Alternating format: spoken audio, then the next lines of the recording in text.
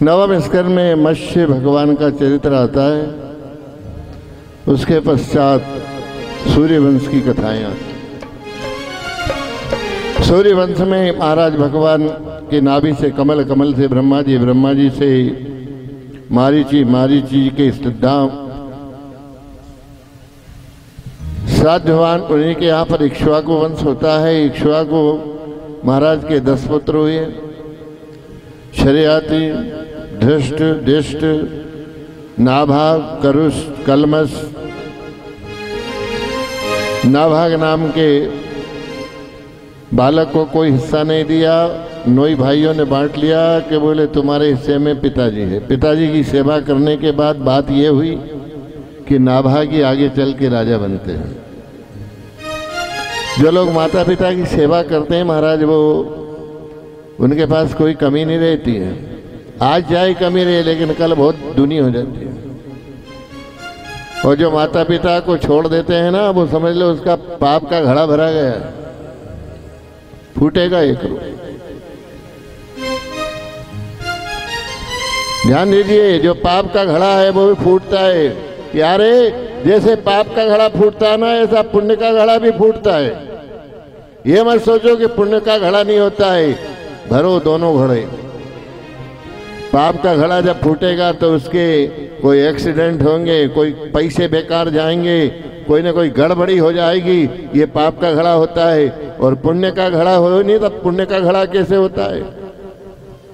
पुण्य का घड़ा जब फूटता है, कहीं नौकरी कर रहा था, किसी की गुलामी करता था, कोई के यहाँ पर कामदारी हल चलाता था, आज वो जमीन वाला बन गया है, बड़ी बड़ी जमीनें हो गई हैं, उनके खेतों में बड़ी बड़ी बिल्डिंग बन गई है, वेयर हाउस वाले बन गए हैं, उनकी फैक्ट्री चल रही है। जो पहले है जो डीजल का टैंक के ऊपर है, जो डीजल बांटता था, आज डीजल का स्वामी खुद ही बन गया, उसका ही खुद का ही टैंक होगा। ये समझ लो कि उसका पुण्य का घड़ा फूटा है, जगह जगह फैल रहा है, नाम फैल रहा है। जिसके नाम फैलते रहते हैं, ये समझ लीजिए इसका पुण्य का घड़ा है, फैल रहा है। तो पाप और पुण्य का मतलब यही होता है। इस पाप पुण्य से निकलते हुए आइए अब हम आप लोगों को सूर्यवंश के चरित्रों में राजा हरिश्चंद्र, जो आज तक भी पुण्य का घड़ा फिर रहा है। श्री हरिश्चंद्र जी महाराज ने है जो अपने लिए सत्य के लिए बिक गए, लेकिन सत्य नहीं छोड़ा। हरिश्चंद्र महाराज जी का पुत्र हुआ रोहित, रोहित का चंप, चंप का ब्रक, ब्रक का बाहुक, बाहुक महाराज। फिर उन्हीं के वंश में सगर होते हैं। सगर महाराज की 2 पत्नी थी, एक पत्नी के 60,000 बालक और एक पत्नी का एक बालक अंशुमान। यज्ञ किया, 60,000 लोग घोड़े लेने के लिए गए, जल करके नष्ट हो गए। उन्हीं के वंश में अंशुमान का असमंजस, असमंजस का दिलीप, दिलीप के यहाँ पर भागीरथ। भागीरथ जी ने महाराज यहाँ पर गंगा जी लेकर के आए, और आज हमारे देश के अंदर गंगा आज भी विद्यमान है। इसलिए रामचरितमानस में सभी जगह पर लिखा हुआ है कि धन्य देश कि धन्य घड़ी जिमी होई सतसंगा, ए धन्य देश जहां सुरसरी गंगा। ये हमारा देश कितना धन्य है, हम कितने बड़भागी हैं जो हमारे देश के अंदर महाराज गंगा जी बहती है, हमारे देश के अंदर रामायण सुनने को मिलती है। हम लोग जितने भाग्यशाली हैं उतने अन्य जगह पर नहीं। हम लोग इसलिए वस्तुतः तो ऐसी स्थिति में हैं, तो इसलिए भैया जब भी समय मिले ना, तब भगवान को भजा करो, ठीक है? हर आदमी कहता भजिए, भगवान को भजिए।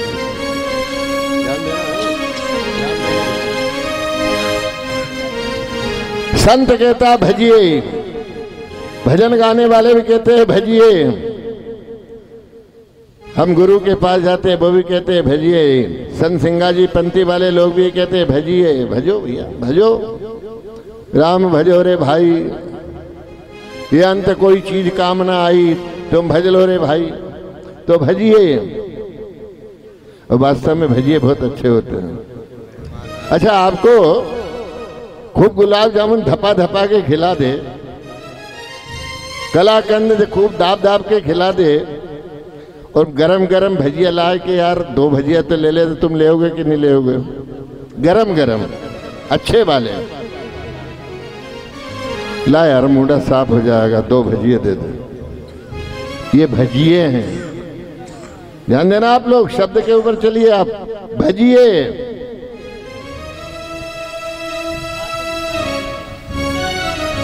भजिए खाने से मुंह साफ हो जाता है।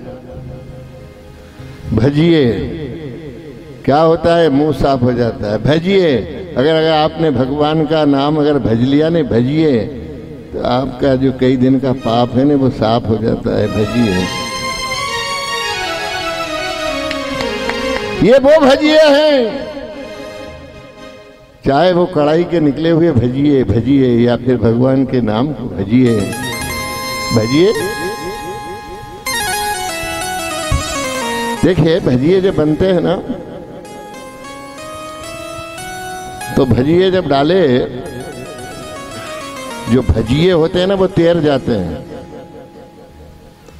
ध्यान देना साहब, तेल के ऊपर तैर जाते हैं कि नहीं तैरते हैं भजिए?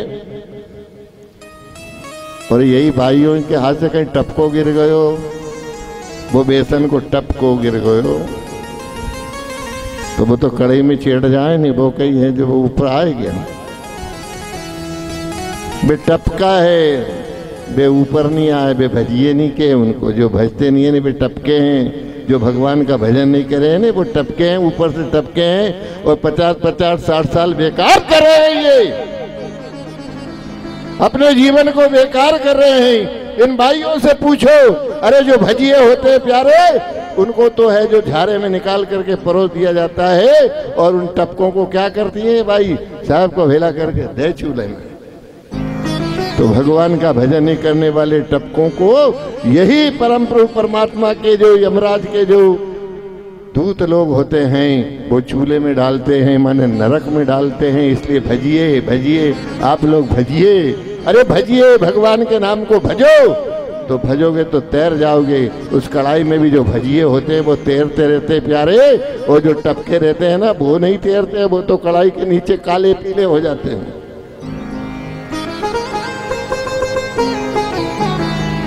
हरिओम हरिओम।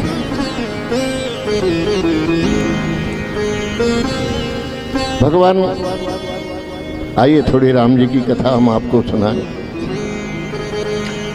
भगवान कृष्ण भगवान की कथा में पहले राम जी का अवतार होता है, तो राम जी का चरित्र हम आप लोगों के लिए बतला रहे। हमारे भागवत में तो केवल 4 लाइन है।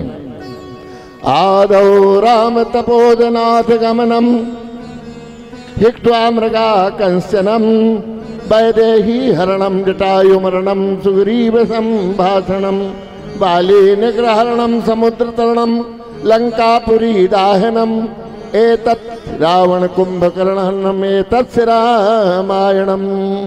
ये रामायण पूरी हो जाती, लेकिन उसके पश्चात भी श्रीमद् भागवत की कथा चल रही है। कुछ चरित्र अंश आप लोगों को सुना रहे हैं, बड़े प्रेम के साथ आप सुनेंगे। महाराज चौथे पन तक भगवान दशरथ जी के यहाँ पर कोई भी पुत्र नहीं हुए। चौथे पन के अंतर्गत तुलसीदास जी महाराज लिखते हैं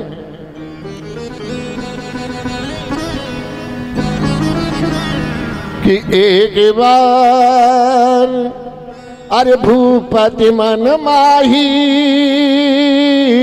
राम भजो सिया रामा। एक बार भूपति मन माही राम भजो सिया रामा। थई गलानी मोरे सुत नाही राम भजो सिया रामा। थई गलानी मोरे सुत नारी राम भजो सिया रामा। वशिष्ठ मुनि आबो राम भजो सिया रामा, राम भजो सिया रामा। वशिष्ठ मुनि आवा, पुत्रेष्टि तहु यज्ञ करावा। पुत्रेष्टि यज्ञ हो रहा है, भगवान का अवतार हुआ। नवमी तिथि मधुमास पुनीता, राम भजो सिया रामा। शुक्ल पक्ष मुहूर्त अभिजीता, राम भजो सिया रामा। हमारे राघवेंद्र सरकार का अवतार महाराज चैत का महीना, नौवीं तिथि मंगलवार मध्य 12 बजे भगवान का जन्म है होता है। मास दिवस भा दिवस मरम न जाने को सूर्य भगवान ने अपने रथ को रोक लिया। रथ को रोक करके और वो छवि को सारे लोग हैं जो वहां पर आ रहे हैं। महाराज भगवान भोलेनाथ भी राम कथा कहते कहते और उन्होंने भी जो पार्वती से कहा, सुन गिरजा दृढ़मति मोरी, ओ एक कयूं मैं निज चोरी। मैं चोरी से भगवान के यहाँ पर दर्शन करने के लिए गया। धीरे धीरे भगवान राघवेंद्र सरकार बड़े होते हैं महाराज। एक बार क्या हुआ, बड़ी सुंदर बात आ रही है। पढ़ करके जब ये आए तो विश्वामित्र जी महाराज आए। विश्वामित्र महाराज ने दशरथ जी से कहा, भाई हम यज्ञ कर रहे हैं, आपके 2 पुत्र हमको दे दो, राम लक्ष्मण को दे दो। तो दशरथ जी ने कहा, ना भैया हम तो इनको तो नहीं देंगे। अरे महाराज हम यज्ञ कर रहे हैं, कोई बक्खर अक्खर गिरवाने थोड़ी ले जा रहे हैं, कोई ठूठ खुदवाने नहीं ले जा रहे हैं। अरे यज्ञ करवाने ले जा रहे हैं। तो राजा ने मना कर दिया, नहीं हम नहीं, ये मेरे लड़के हैं। तो कौशिक जी क्या बोल रहे हैं, ए गरम हो गए जरा, आज तो अपने आप में है जो बहुत बड़ा राजा बन रहा है, तो हमारे को ये लड़का नहीं दे रहा है। और बोले हाँ। बोले क्यों नहीं दे रहा है? बोले महाराज चौथे पन पाए उस चारी विप्र करहु न सोच विचारी, सब सुत मोहि प्राण की नाई, राम देत पर नहीं बनत गुसाई। विश्वामित्र जी ने कहा, राजा तू यज्ञ यज्ञ चिल रहा है, अच्छा बोल तू यज्ञ कर लेता अगर हम लोग नहीं आते तो? विचार के बताओ जरा। अरे साधु ब्राह्मण अगर नहीं आते तो क्या यज्ञ हो जाता है क्या? पटेल लोगों से यज्ञ थोड़ी होता है, सरपंच लोगों से यज्ञ थोड़ी होता है। यज्ञ कौन करता है? यज्ञ संत ब्राह्मण ही करते हैं। और संत ब्राह्मण हमने यज्ञ किया, जब तेरे यहाँ पर संतान हुई, तेरे यहाँ पर बालक हुआ, आज उसी यज्ञ को पूर्ण करने के लिए जब हम तेरे लड़के को मांग रहा है तो अकड़ रहा है। बार बार जब इस प्रकार का था, वशिष्ठ जी महाराज आते हैं और वशिष्ठ जी महाराज ने उनको समझाया, बोले इनको बालक को दे दो। ताही समय वशिष्ठ मुनि आवा, न पही ताही बहुविधि, बहुविधि बहुविधि समझावा। एक बड़ी राज की बात है इसमें, जरा सी हल्की सी। महाराज दशरथ जी को बहू की विधि बतलाई। ये क्यों बोल रहे हैं यहाँ पर, ऐसा शब्द क्यों आया? ये छेपक की कथा है। जब महाराज मनु शत्रुपा जब तपस्या करने के लिए गए थे सज्जनों, तो नील सरोरुह नीलमणि नील नीलधर श्याम भगवान जब अवतार को धारण किए तो भगवान ने कहा, राजन मांगो। बोले महाराज आपके जैसा अच्छा सुंदर पुत्र चाहिए, सुंदर रूप बनाकर। बोले ये चलेगा? नहीं ये नहीं चलेगा। विष्णु भगवान का स्वरूप चतुर्भुज बताया, ये चलेगा? बोले ये नहीं चलेगा। लक्ष्मी नारायण का बताया, ये भी नहीं चलेगा। सत्य नारायण का बतलाया, बोले ये भी नहीं चलेगा। आप कहीं अंगूछा लेने जाओ कोई दुकानदार पे और वो अंगूछा आपकी समझ में नहीं आया, तुम ले लोगे क्या? नहीं लोगे ना। और जब समझ में जाएगा तो ले लोगे। भगवान बता रहे हैं मनु महाराज शत्रुपा जी को, ये रूप चलेगा, ये रूप चलेगा। बोले नहीं चलेगा। सबसे पहले सीताराम जी की झांकी कौन ने देखी? मैं ये प्रसंग आपको बताना चाह रहा हूं। सबसे पहले सीताराम जी की झांकी कौन ने देखी? अगर आपसे पूछे तो आप यही कहेंगे कि मिथिलापुर वालों ने देखी, जनकपुरी वालों ने देखी, यही बता सकते हो। लेकिन मैं आपको एक बड़ी अच्छी सुंदर सी बात आपकी रामचरितमानस में है, ये प्रमाणित है। सारे अवतार बताए महाराज, राधा कृष्ण का भी बताया, रुक्माणी कृष्ण का भी बताया, 16,108 रानियों को ले करके, और वही सबके अवतार बताए। लेकिन राजा मनु महाराज शत्रुपा ने मना कर दिया। तो अंतिम बोले, भगवान नारायण ने कहा मेरे पास अब एक अंतिम ही अवतार है, रूप है, देख लो नारायण। हे राजन देखो तो फिर उन्होंने बताया वो कौन सा रूप था। तुलसी बाबा लिख रहे हैं वो अंतिम अवतार की चौपाई, वो झांकी वो बतला रहे हैं कि भ्रकुटी विलास, ये तुलसीकृत रामायण की चौपाई है, कि भ्रकुटी विलास तासुलय होई।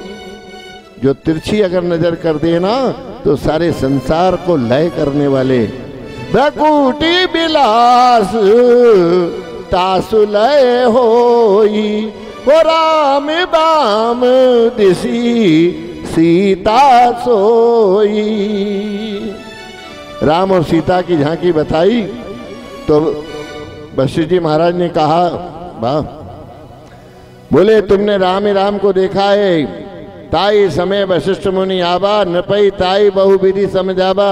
अभी केवल दूल्हा ही दूल्हा या लड़का ही लड़का है, वो दुल्हन नहीं है। अभी ये चले जाएंगे तो तुम्हारी वो जो बहू है ना वो इनके साथ है जो लेकर के जाएंगे, इसलिए दे दो। महाराज आत्म शांति हो जाती है ना तो वो काम करने के लिए तैयार हो जाते हैं बड़े प्रेम के साथ। सीताराम जी की झांकी सबसे पहले मनु महाराज ने देखी है, ये रामायण के अंदर आता है, प्रमाणित है साहब। उसके बाद भगवान है जो बड़े प्रेम के साथ आगे गए। अहिल्या जी का चरित्र हमने परसों कह चुके हैं, अब उसको डबल से नहीं कहेंगे। धनुष यज्ञ में पहुंच गए। वैसे तो यज्ञ करके जब राम जी ने कहा गुरुदेव अब हम घर जाना चाहते हैं, आपका यज्ञ पूरा हो गया, प्रातः का मुनि सन रघुराई, निर्भय यज्ञ करो तुम जाई, होम करन लागे मुनि झारी, आप रहे मक्की रखवारी। यज्ञ पूरा हो गया तो बोले अब हम घर जाना चाहते हैं। तो विश्वामित्र जी का बेटा अभी और यज्ञ और बाकी, ये तो हवन यज्ञ है, अरे अभी धनुष यज्ञ और देखना है, चलो मेरे साथ धनुष यज्ञ देखने चलो। धनुष यज्ञ देखने के लिए है जो जनकपुरी में ले जाते हैं। जनकपुरी के अंतर्गत जब महाराज जब वहां पर देखा तो भगवान शिव जी का धनुष रखा है, वहां पर है जो सब लोग आ रहे हैं उठा रहे हैं, कोई से धनुष नहीं उठा। भूप सहस 10 एक ही बारा, लगे उठावन टरई न टारा।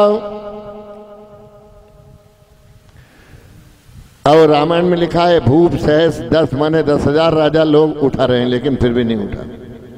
लोगों ने कहा 10,000 राजा कैसे, 3.5 हाथ का धनुष में 10,000 आदमी कैसे खड़े होंगे।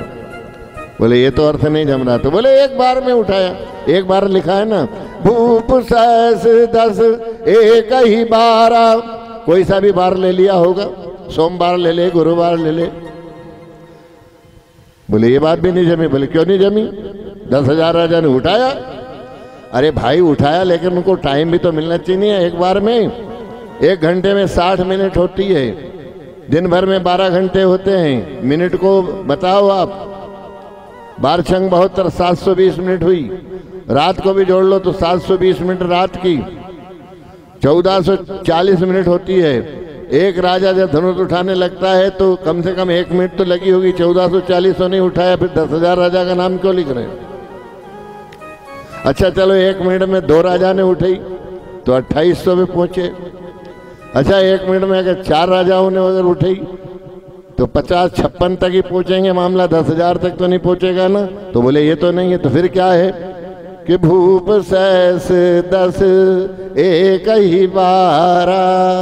भूप माने राजाओं में भूप, सहस माने 1000 हाथ वाला एक बाणासुर आया था। 1000 हाथ वाले बाणासुर आए थे, इसलिए सहस नाम पड़ गया। भूप सहस 10 मुंडे वाला रावण भी आया। और वहां पर चौपाई लिख रही है, लगे उठावन टरे नटारा। तो एक सज्जन ने कहा, ए बाबा रुक, हमने तुलसी बाबा की रामायण पढ़ी है, पागल मत बना। बोले कैसे?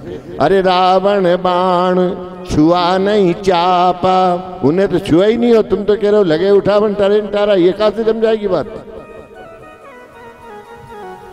जम रही है? तो फिर क्या है महाराज? भूप सहस दस है। कई बार बात यह है, भू परिदेशे चापम नटुआ। ये रामायण क्या है? चारों वेद पुराण अष्टदश, बहुत बड़ा रस भरा हुआ है। पृथ्वी के ऊपर धनुष रखा था, तो पृथ्वी ने धनुष को पकड़ लिया और पृथ्वी काय पे रखी है? शेष के ऊपर। भूप शेष पृथ्वी है जो शेष नाग पे धरी है, तो ये शेष शब्द आ गया। और 10 दिक्पाल इन्होंने अपना बैलेंस बना करके पकड़ कर जकड़ कर रख लिया था। तो राजा लोग उठाते थे, लगे उठावन टरे नटारा। क्या उनके बाप की राख उठाए? इतनी मजबूती से धनुष रखा हुआ था। इसका प्रमाण क्या है? जब लखनलाल जी राम जी धनुष तोड़ने के लिए गए, तो लखनलाल जी ने कहा, दिशि कुंजरहु कमठ दिगपाला है, दिशाओं कच्छपों सावधान हो जाओ, हमारे राम जी धनुष तोड़ना चाहते हैं। सब लोगों ने छोड़ दिया। अब सब छोड़ तो दिया। वहां पर एक चौपाई है, गुरु ही प्रणाम मन ही मन की ना। अब गुरु जी तो विश्वामित्र जी साथ में थे, मन ही मन क्या शर्म आ रही थी? अजाय शर्म की हमारी ससुराल बनने वाली है, दूल्हा बनता है जब थोड़ा शर्म आता है तो नहीं नहीं नहीं। बोले इन गुरु को नहीं तो कौन गुरु को? अरे उन दधीची गुरु को, जिन दधीची गुरु की अस्थियों से ये मुख्य आयुध बने हैं। महाराज दधीची गुरु ने वृत्रासुर के टाइम पर अपने शरीर को समर्पित कर दिया। सज्जनों, हमारे देश के अंदर ऐसे ऐसे संत हो गए हैं। अरे आप लोग तो पैसे धेले की बात कर रहे हो, मकान जमीन जायदाद की बात कर रहे हो प्यारे। हमारे यहाँ पर ऐसे भी संत हो गए जिन्होंने अपने पूरे शरीर को दान कर दिया, जो दूसरों के काम में आज तक भी आ रहा है।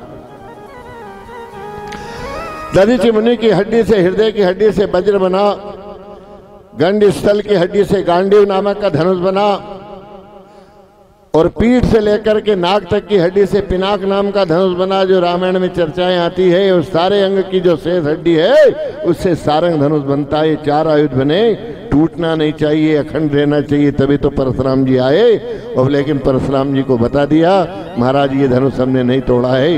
लेत चढ़ावत खेचत गाड़े काहू न लखा, कोई ने नहीं लिखा, वो इंद्र के द्वारा भिजवा दिया गया। और 23 राम मध्य धनुष तोड़ा। हनुमान जी क्या कहते हैं? उन्होंने कोदंड नाम का धनुष तोड़ा। सुंदरकांड में पढ़ लेना। कोदंड नाम का जो धनुष है वो महाराज भगवान राम जी ने तोड़ा, पिनाक को बचा दिया। इसके पश्चात भगवान का विवाह होता है। महाराज कथाएं तो बहुत लंबी चौड़ी है, स्पर्श करते हुए मैं निकल रहा हूं। आज कथाओं का अनुसार, और सवेरे भी प्रातः है, जो कुछ लाइट माइट की वजह से 1 घंटा वैसे भी लेट हो गए हम लोग। आइए भगवान की कथा का आनंद लें। जितने भी कथा आप लोग सुन लें उसी में संतोष माने। रामायण की कथा तो बहुत बड़ी है। विवाह होता है महाराज। विवाह के बाद एक रोज कलेवा करने के लिए सारे चारों भाई पहुंचे। वहां की सखियों ने कहा, भाई अपनी जैसी बहन सीता है, ऐसा ये दूल्हा नहीं है, दूल्हा काला मट है। चारों भाई बैठे थे। सखी बोल रही, महाराज ये दूल्हा काला है, और हमारी बहन को देखो, सीता को कितनी गौरी है। भरत जी ने कहा, क्या बोल रही हो? बोले हाँ सही बोल रहे हैं। भरत जी ने कहा, भाइयों देखो, ये काला काला मत करो। हमारे भाई ने धनुष तोड़ा है, तब जाकर तुम्हारे पिताजी ने है जो तुम्हारी बहन को दिए, तो कहीं के गोरे आदमी से तोड़वा लेते ना। हमारे भाई के क्यों नौरा खाए आप लोगों ने? कहीं के गोरे से तोड़वा लेना था। आज तुम काला काला कह रही हो। धनुष तोड़ा है, तब जाकर के आपने है जो अपनी बहन को है जो यहां पर प्रदान किए, तुम्हारे पिताजी ने दिए।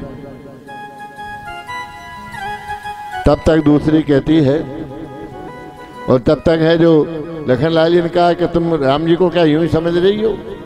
अरे राम जी महाराज तो इतने बलिष्ठ हैं कि तुम्हारे देश के अंदर एक कई दिनों से है जो पत्थर की शिला पड़ी हुई थी, उसको है जो उन्होंने है जो मोक्ष धाम दे दिया केवल पांव की धूल से। तो दूसरी सकीन कहा, ए भरत लक्ष्मण भैया खड़े रहो, ये तुमने पांव की धूल कहीं अयोध्या से लाए थे क्या? पांव नहीं धोया, बीच से अयोध्या से लाए। अरे हमारे यहीं की धूल उठा करके अगर उसको अगर डाल दिया तो कोई बहुत बड़ा एहसान थोड़ी किया है। अरे यहीं की धूल थी और यहीं की उठा करके डाल दी, कोई बड़ा एहसान नहीं किया, कोई तुमने अयोध्या से धूल लेकर के नहीं आए।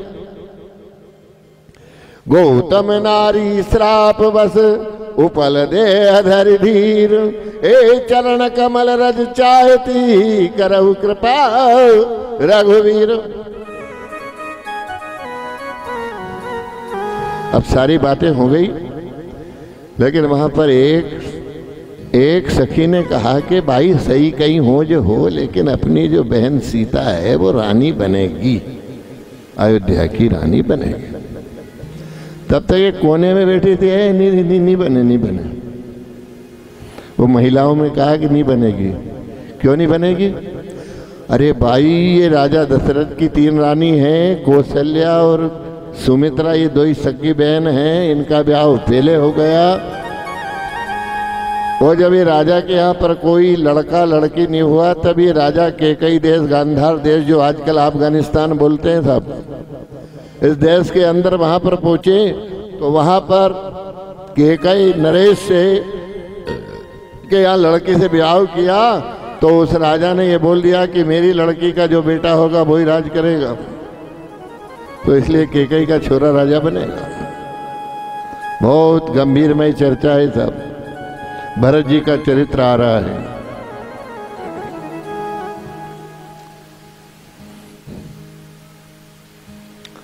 सब चुप हो गए। भरत जी ने सुन लिया कान में,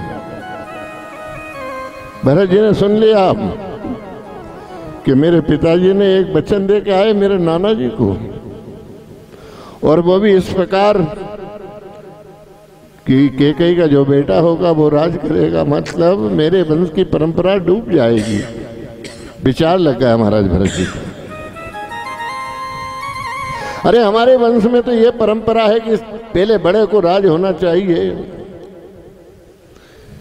लेकिन ये हमारे वंश की परंपरा शायद टूट जाएगी और उस टूटने का कारण मैं ही हूं। भरत जी की आंख वहीं से टप टप करती हुई गीली हो जाती है। कुछ दिन के बाद सब बारात वापस आई। अयोध्या के अंदर सारा समाज बड़ा हर्षित हुआ, पूरे अयोध्या के लोग हर्षित, पूरा समाज हर्षित, लेकिन भरत जी उन्मुने एक तरफ कोने में बैठे रहते थे। भरत जी कभी भी है जो प्रसन्नचित नहीं हुए। एक रोज महाराज दशरथ जी ने भरत जी को कनक बाग में ले गए और माथे पे हाथ रख करके पूछा, बोले बेटा मैं तेरे को देख रहा हूं कि तू उन्मुना है, भोजन में नहीं करता है, तू जल भी नहीं पीता है, तो क्या तेरा अपमान होगा या तेरे मन पसंद बहू नहीं मिली? आखिर को क्या बात है, तू भोजन क्यों नहीं करता है, हंसता क्यों नहीं है, बोलता क्यों नहीं है?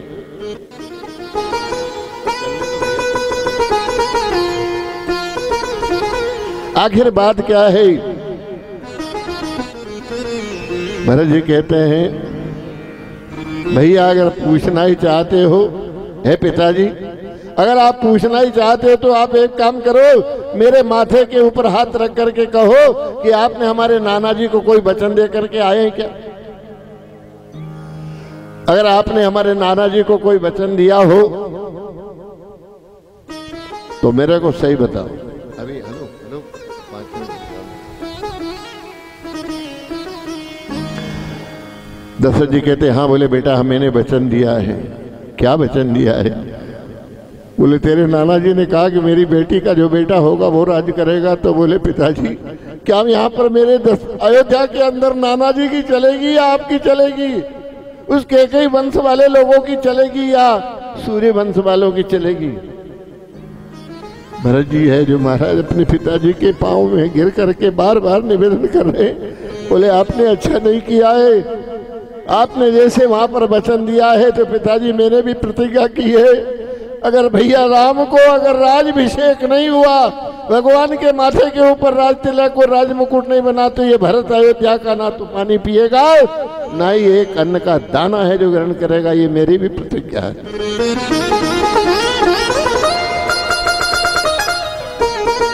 भरत जी ने महाराज अन्न जल सब छोड़ दिया। 3 दिन हो गए। दशरथ जी को बड़ा दुख होने लगा कि अब इसका जीवन कहाँ पर निकलेगा, कैसे निकलेगा। महाराज अपने ससुराल वाले के कई वहाँ से बुलवाए, भरत के मामा को बुलवाया। इसीलिए भरत जी अपने ननिहाल चले गए थे। और नहीं तो एक आदमी साधारण सत्यनारायण की कथा करता है, उसमें सब परिवार के लोगों को बुलाते हैं, तो इतने बड़े रामराज की तैयारी चल रही है और भरत जी के पास कोई सूचना नहीं है। महाराज ऐसा तो महाराज दशरथ जी नहीं कर सकते, लेकिन मजबूरी ये थी। दोनों बाप बेटों में ये फैसला हुआ, बोले बेटा तू तेरे नाना घर रहना, तेरे नाना को याद मत आने देना उस भाग्य का। तो बोले पिताजी तब तक आप बड़े भैया का राज कर देना। तो दोनों बाप बेटा का काम था साहब। महाराज दशरथ जी ने इसलिए भरत जी को नहीं बुलाया और ना बुला करके पूरी रात तैयारी कर दी। लेकिन क्या करें, मजबूरी, वो कैकेयी की मति ऐसी हो गई। सज्जनों, सलाह भी ले तो अच्छे लोगों की सलाह ले, छोटे लोगों की सलाह नहीं लेना चाहिए। एक पोछा देने वाली बाई की सलाह ले ली बाई ने, कैकेयी बाई ने, घर का सत्यानाश हो गया। कभी भी सलाह ले तो अच्छे लोगों की लेना चाहिए, ज्ञानवानों की सलाह लेना चाहिए। एक पोछे वाली बाई एक मंत्रा है, वो दासी है, लेकिन दासी की सलाह है जो कैकेयी ने ले ली, और कैकेयी की सलाह से पूरा घर बर्बाद हो गया, बिगड़ गया।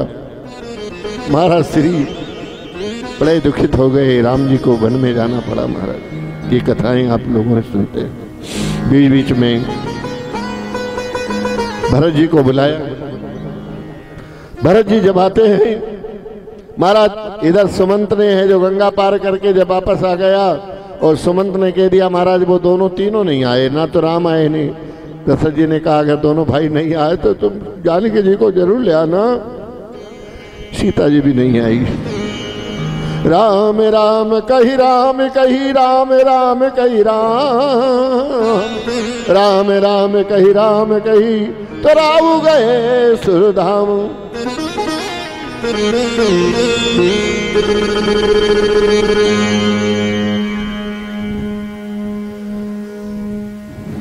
भरत जी को बुलवाया गया। श्री भरत जी महाराज आते हैं। भरत जी महाराज माँ के पास आए। माँ ने सब फटाफट जल्दी से बात बतला दी। महाराज दशरथ जी जब चले गए तो वशिष्ठ जी ने भरत जी को बुलाया, और भरत जी महाराज जब माँ के पास गए और माँ को देख करके देखे, अब भाई हो तो ऐसा हो, भाई हो तो इस जग में भरत जैसा हो, और नहीं तो आजकल के भाई लोग साहब एक ही बीता के ऊपर लड़ते हैं। 1-2 अगर मान लो आधी एकड़ या 1 बीता ही अगर जमीन कम हो जाए तो भाई भाई में विरोध होता है, आपस में माँ बहन की गाली देने लग जाते हैं। उनको इतना ज्ञान नहीं है कि इसकी माँ और मेरी माँ में क्या अंतर है। लेकिन अगर कथा सुने तो ये भरत जी की है, भाई हो तो भरत जी जैसा हो, कभी भी भाई का अपमान न करे। महाराज भरत जी महाराज है जो परेशान हो गए, और भरत जी ने यही कहा, बोले माँ आज के बाद ये बेटा है, तेरे को जिंदगी भर कभी भी माँ नहीं कहूँगा, ये आज आखिरी का ही काम है, मैं कभी भी जिंदगी भर तेरे को है जो माँ नहीं कहूँगा। कई बार भगवान राम जी ने अच्छे अच्छे काम करके भरत जी से कहा, बोले भरत मैं तेरे से एक वचन मांगता हूँ, तू क्या मेरे को देगा? तो भरत जी यही हमेशा कहते हैं, वाल्मीकि रामायण में 6-7 जगह पर लिखा हुआ है। भरत जी ने यही कहा, बोले प्रभु मैं कैकेयी से माँ नहीं कहूँगा, इसके बाद तुम जो कहना चाहो सब वचन में देना चाहता हूँ। अंतिम बार माँ बोलता है, हूँ मैया तेने ओ हडली तेने काठानी मन में राम सिया भेज दहेरी बन में।